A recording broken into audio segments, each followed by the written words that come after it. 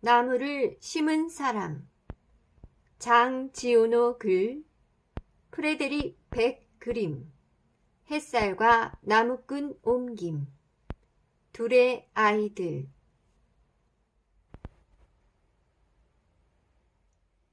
한 사람의 인격이 얼마나 훌륭한지 알기 위해서는 오랫동안 그 사람의 행동을 지켜볼 수 있어야 한다. 그 행동이 조금도 이기적이지 않고 더없이 고결한 마음에서 나왔으며 어떤 보상도 바라지 않고 세상에 뚜렷한 흔적을 남겼다면 그때는 영원히 잊을 수 없는 인물을 만난 것이다. 약 40년 전 나는 여행자들의 발길이 닿지 않는 높은 곳으로 긴 여행을 떠났다. 그곳은 프로방스 지방으로 뻗어내린 아주 오래된 알프스 산악지대였다. 그 지역의 동남쪽과 남쪽으로는 시스트롱에서 미라보까지 뒤랑스 강 중류가 경계를 이루고 북쪽으로는 발원지에서 뒤까지 이르는 드롬 강 상류가, 서쪽으로는 콩타브 내생 평야와 방투산 기슭의 낮은 언덕들이 펼쳐져 있었다. 그러니까 바스잘프 지방의 북부 전체와 드롬 지방 남부, 보클리즈 지방의 일부가 걸쳐진 곳이었다. 나는 야생 라벤더밖에 자라지 않는 해발 1200에서 1300m 지대에서 그 헐벗고 단조로운 황무지로 긴 산책을 떠났다. 그 지방을 길게 가로질러 사흘 동안 걷고 나니 황폐하기 그지없는 곳이 나왔다. 나는 오래전에 버려져 빈집만 남아있는 마을 옆에 천막을 쳤다. 전날부터 물이 떨어져서 물을 구해야 했던 것이다. 폐허이긴 해도 오래된 말벌집처럼 집들이 모여 있으니 한때는 이곳에도 샘이나 우물이 있었을 것 같았다. 실제로 샘이 하나 있었지만 바닥은 말라붙어 있었다. 비바람에 시달려 지붕이 없어진 집 대여섯 채와 종탑이 무너져 내린 작은 성당이 마치 사람 사는 마을의 집과 성당처럼 자리 잡고 있었으나 생명은 이미 사라지고 없었다. 햇빛이 눈부시게 쏟아지는 6월의 맑은 날이었으나 하늘 높이 솟아있는 이 벌거벗은 땅에는 날아갈 듯 세찬 바람이 불어대고 있었다. 바람은 마치 먹이를 먹다 방해받은 들짐승처럼 뼈대만 남은 앙상한 집 속에서 으르렁거렸다. 나는 할 수 없이 천막을 걷었다. 그곳에서 5시간쯤 걸어갔지만 물을 찾기는커녕 찾을 희망조차 보이지 않았다. 온통 메마른 땅에는 억센 풀밖에 자라나 있지 않았다. 멀리 조그만 검은 형체가 서 있는 것이 언뜻 눈에 띄었다. 나는 홀로 서 있는 나무 둥치려니 했다. 혹시나 싶어 그쪽으로 다가가 보았다. 그것은 양치기 노인이었다. 노인의 곁에는 30마리쯤 되는 양이 뜨거운 땅 위에 누워 쉬고 있었다. 노인은 나에게 물통을 건네주고 잠시 후 고원의 우묵한 곳에 있는 양 우리로 나를 데려갔다. 그리고는 깊은 천연 우물에서 맑은 물을 길어 올렸다. 우물 위에는 간단한 도르래가 달려 있었다. 노인은 거의 말이 없었다. 그것은 혼자 사는 사람들의 특징이었으나 노인에게서는 왠지 모를 자신감과 확신이 느껴졌다. 아무것도 없는 이 헐벗은 땅에서 묘한 일이었다. 노인은 허름한 오두막이 아니라 견고한 돌집에서 살고 있었는데 그 집을 보면 노인이 어떻게 혼자 힘으로 버려진 집을 되살려내는지 한눈에 알 수 있었다. 지붕은 튼튼하고 물이 새지 않았다. 지붕의 기왓장을 때려대는 바람소리가 바닷가의 파도소리처럼 들려오고 있었다. 살림살이는 가지런히 정돈되어 있었다. 그릇도 깨끗이 닦여 있고 바닥도 말끔히 청소되어 있었으며 총에는 기름칠이 되어 있었다. 불 위에서 수프가 끓고 있었다.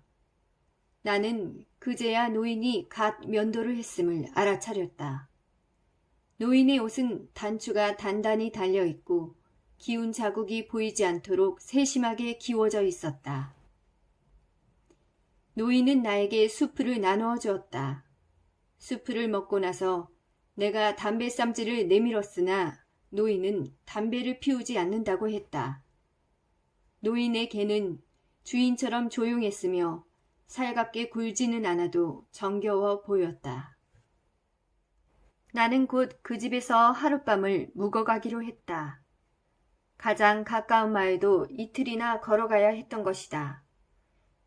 그 부근에는 마을도 드물지만 그나마 마을 사정이 어떤지 나는 훤히 알고 있었다. 고지의 산마루에는 4-5개의 마을이 드문드문 떨어져 있었는데 모두 마차길이 끝나는 참나무 숲에 자리 잡고 있었다. 마을 사람들은 숯을 구워 먹고 살았다. 그런 곳에서는 누구나 살아가기가 힘겹다. 여름이나 겨울이나 견디기 힘든 날씨 속에서 어떤 희망도 없이 서로 부대끼며 이기심만 더해간다. 오직 그곳을 벗어나고 싶은 욕망에 사로잡혀 분수에 맞지 않는 욕심만 커져갈 뿐이다. 남자들은 집마차에 숯을 싣고 도시로 갔다가 되돌아온다. 이처럼 무감각하게 되풀이되는 생활 속에서는 아무리 착실한 사람이라도 무너지고 만다. 여자들의 마음속에서는 불만이 끓어오른다. 사람들은 모든 것을 놓고 경쟁한다.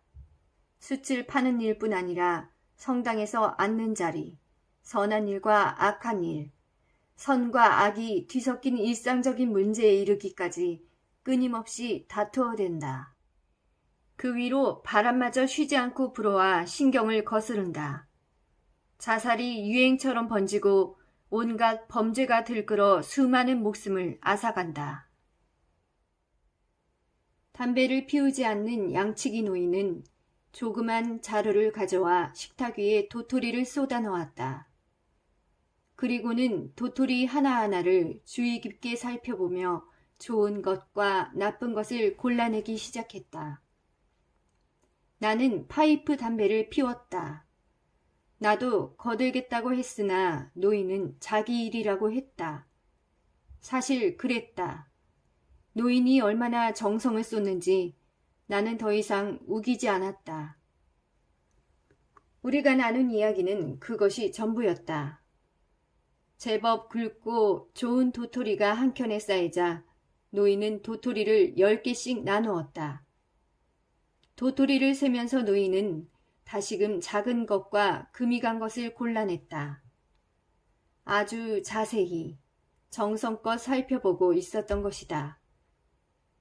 그렇게 흠없는 도토리 100개가 쌓이고 나서야 노인은 일손을 멈추었고 우리는 잠자리에 들었다. 노인과 함께 있으니 마음이 평화로웠다. 나는 이튿날도 노인의 집에서 묵어가게 해달라고 했다. 노인은 그런 것에 마음 쓰지 않는 것 같았다. 아니, 더 정확히 말하면 어떤 것에도 마음이 흔들리지 않는 것 같았다. 꼭 쉬어가야 할 이유는 없었으나 나는 호기심이 생겼고 노인에 대해 더 알고 싶었다. 노인은 지난밤 정성껏 골라놓은 도토리 자루를 양동이 물에 담그고는 양떼를 몰고 박목장으로 갔다. 노인의 손에는 지팡이 대신 엄지손가락만한 굵기에 1m 50cm쯤 되는 쇠막대가 들려 있었다. 나는 멀찍이 떨어져서 쉬엄쉬엄 걷는 척하며 따라갔다. 양들의 박목장은 작은 골짜기에 있었다. 노인은 개에게 양떼를 맡기고는 내가 있는 쪽으로 올라왔다. 말도 없이 쫓아왔다고 꾸짖으러 온 줄 알았지만 괜한 걱정이었다. 단지 노인이 가려던 방향에 내가 서 있었던 것이다. 노인은 달리 할 일이 없으면 함께 가자고 했다. 노인은 언덕 위로 200m쯤 올라갔다. 목적지에 이르자 노인은 쇠막대를 땅에 꽂기 시작했다. 그렇게 해서 구멍을 파고 도토리 하나를 넣은 다음 흙을 덮었다. 참나무를 심고 있었던 것이다. 나는 그 땅이 노인의 것이냐고 물었다. 노인은 아니라고 했다. 땅의 임자가 누군지도 알지 못했다. 아마도 공유지이거나 그 땅에 관심이 없는 사람들의 땅이 아니겠냐고 했다. 그 땅이 누구 것인지에는 관심조차 없었던 것이다. 노인은 그렇게 100개의 도토리를 정성껏 심었다. 점심을 먹고 난 뒤 노인은 다시 도토리를 고르기 시작했다. 내가 꽤나 끈질기게 물어보았던지 노인이 대답해 주었다. 노인은 3년 전부터 이 적막한 곳에 나무를 심어왔다고 했다. 이미 10만 개의 도토리를 심었고 그 10만 개 중 2만 개가 싹이 텄다. 그 2만 개 중 절반은 들쥐나 다람쥐가 갉아먹거나 우리가 알 수 없는 신의 뜻으로 잃게 될 것이라고 노인은 내다보고 있었다. 만그루의 참나무가 살아남아 아무것도 없던 이 땅에서 자라날 것이다. 양치기 노인의 나이가 궁금해진 것은 그때였다. 보기에도 50살은 넘은 듯 했다. 노인은 55이라고 했다. 이름은 엘제아르 부피에였다. 노인은 한때 평야지대에 농장을 가지고 있었고 그곳에서 성실하게 살았다. 그곳에서 노인은 하나뿐인 아들을 잃었고 잇따라 아내마저 잃었다. 그 뒤로 노인은 이 고적한 곳으로 물러나 개와 양을 기르며 한가롭게 사는 것을 기쁨으로 삼았다. 노인은 나무가 없어서 이곳이 죽어가고 있다고 생각했다. 달리 중요한 일도 없었기 때문에 이곳을 바꾸어 보기로 했다고 노인은 덧붙였다. 그 당시 나는 젊은 나이였으나 혼자 살고 있었으므로 고독한 사람들과 묘하게 마음이 통했다. 그런데도 실수를 하고 말았다. 바로 젊은 나이 때문에 오직 나 자신과 관계된 일이나 행복을 추구하는 일만 마음에 두고 미래를 상상했던 것이다. 나는 노인에게 30년 뒤면 만그루의 참나무가 굉장하겠다고 말했다. 노인은 하나님께서 목숨을 부지하게 해주신다면 앞으로 30년 동안 많은 나무를 심을 테니 그 만그루는 바다의 물 한 방울과 같을 거라고 담담하게 대답했다. 노인은 이미 너도밤나무 재배법을 공부하며 집 근처에서 어린 너도밤나무 묘목을 가꾸고 있었다. 양들이 넘어오지 못하게 철망을 두른 묘목장은 참으로 아름다웠다.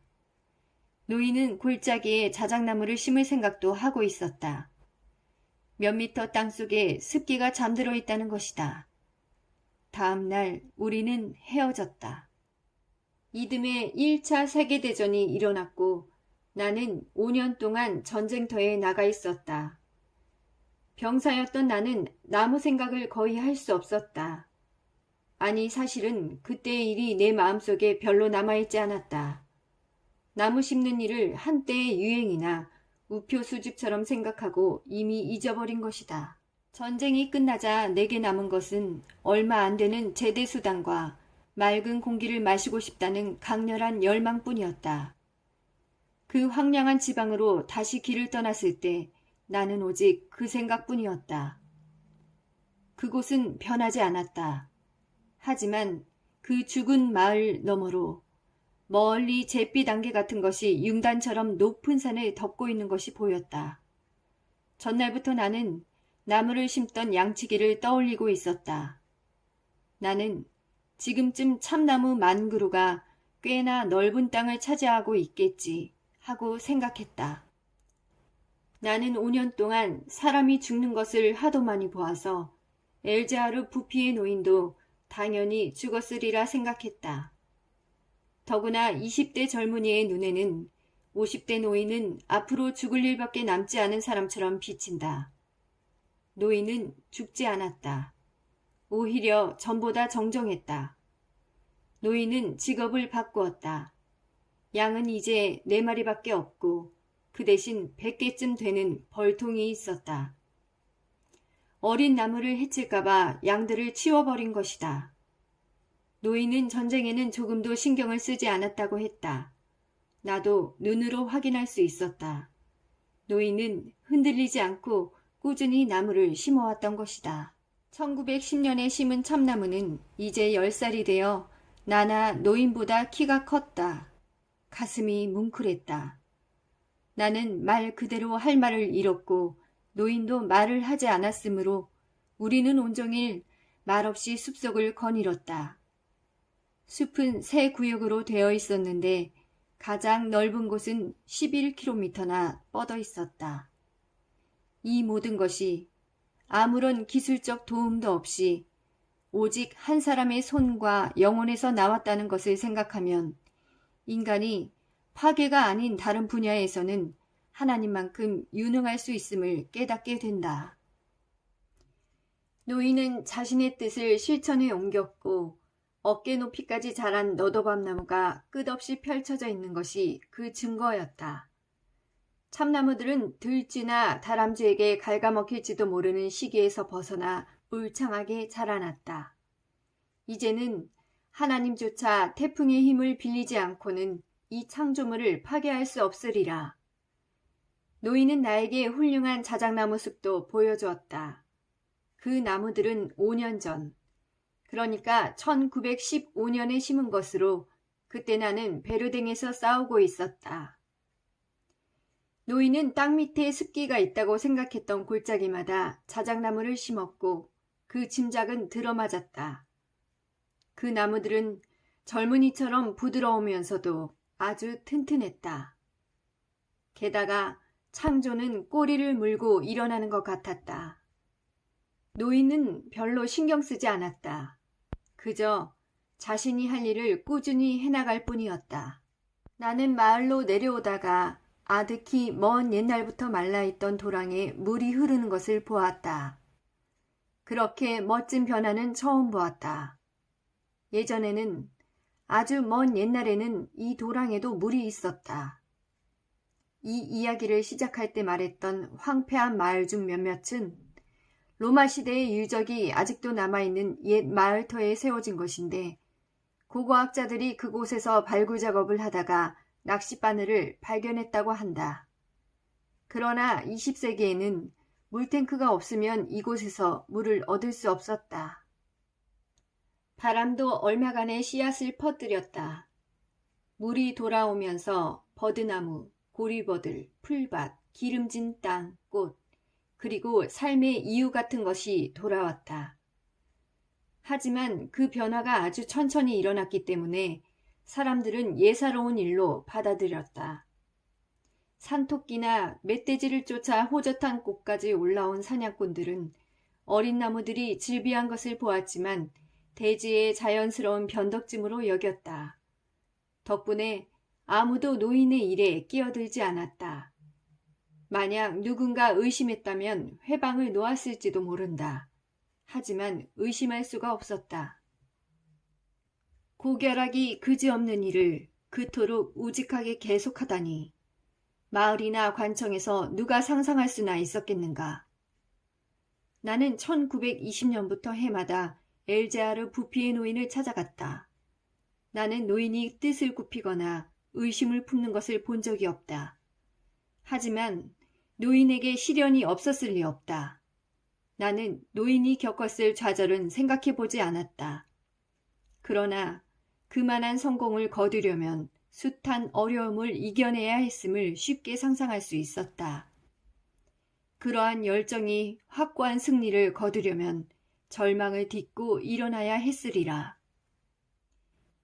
한때 노인은 1년 동안 10,000그루가 넘는 단풍나무를 심었다. 그러나 단풍나무는 모두 죽었다.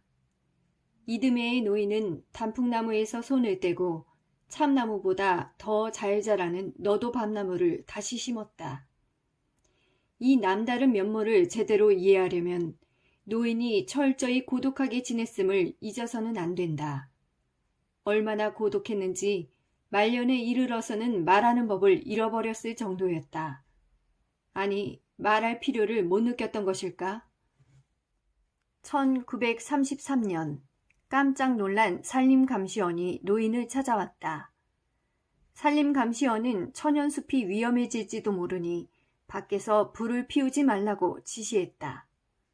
아무것도 모르는 산림감시원은 노인에게 숲이 저절로 생기는 것은 처음 보았다고 말했다.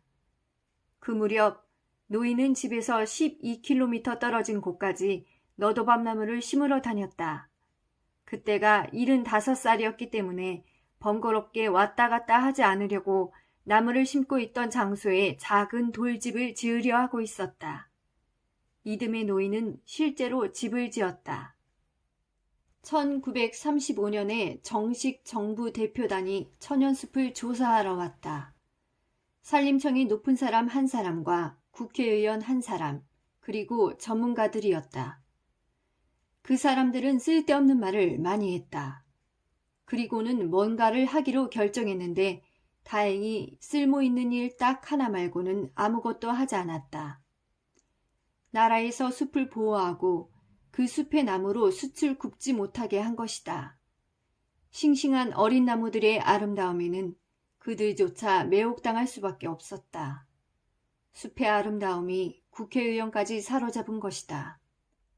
대표단의 산림 전문가 중에 내 친구가 있었다. 나는 친구에게 숲의 비밀을 설명해 주었다. 그 다음 주에 우리는 엘제아르 부피의 노인을 찾아갔다.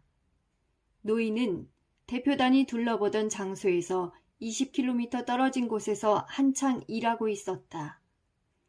그 산림 전문가는 역시 내 친구다웠다. 친구는 가치 있는 일을 알아보았다. 입을 다물고 있을 줄도 알았다. 나는 선물로 가지고 간 달걀 몇 개를 꺼내 놓았다. 우리는 셋이서 도시락을 나누어 먹고 말없이 경치를 바라보며 몇 시간을 보냈다. 우리가 지나온 쪽은 6, 7m 높이의 나무들로 덮여 있었다. 나는 1913년에 그 지방 풍경을 떠올렸다. 황무지. 규칙적이고 평화로운 노동과 높은 곳의 상쾌한 공기, 검소한 식사, 무엇보다도 마음의 평화 덕분에 노인은 위험이 느껴질 만큼 건강했다. 신이 내린 일꾼이었다. 나는 앞으로 노인이 나무를 몇 헥타르나 더 심을지 생각해 보았다. 떠나기 전에 내 친구가 이곳 토양에 맞을 듯한 나무 종류에 대해 짤막하게 말해 주었다. 굳이 강요하지는 않았다. 잠시 후 친구가 나에게 말했다. 저분이 나무에 대해 나보다 잘 아니까. 계속 그 생각을 하고 있었는지 1시간쯤 걷고 나서 친구는 다시 덧붙였다. 저분은 나무에 대해 누구보다도 잘 알고 있어. 스스로 행복해지는 훌륭한 방법을 발견한 거야. 이 산림 전문가 덕분에 숲뿐 아니라 노인의 행복도 지켜졌다. 세 사람의 산림 감시원을 임명하고는 벌목꾼들이 뇌물을 주어도 흔들리지 않도록 단단히 일러두었던 것이다. 숲이 심각한 위기를 겪은 것은 1939년 2차 세계대전 때뿐이었다. 당시에는 자동차가 목탄가스로 움직였기 때문에 항상 나무가 모자랐다.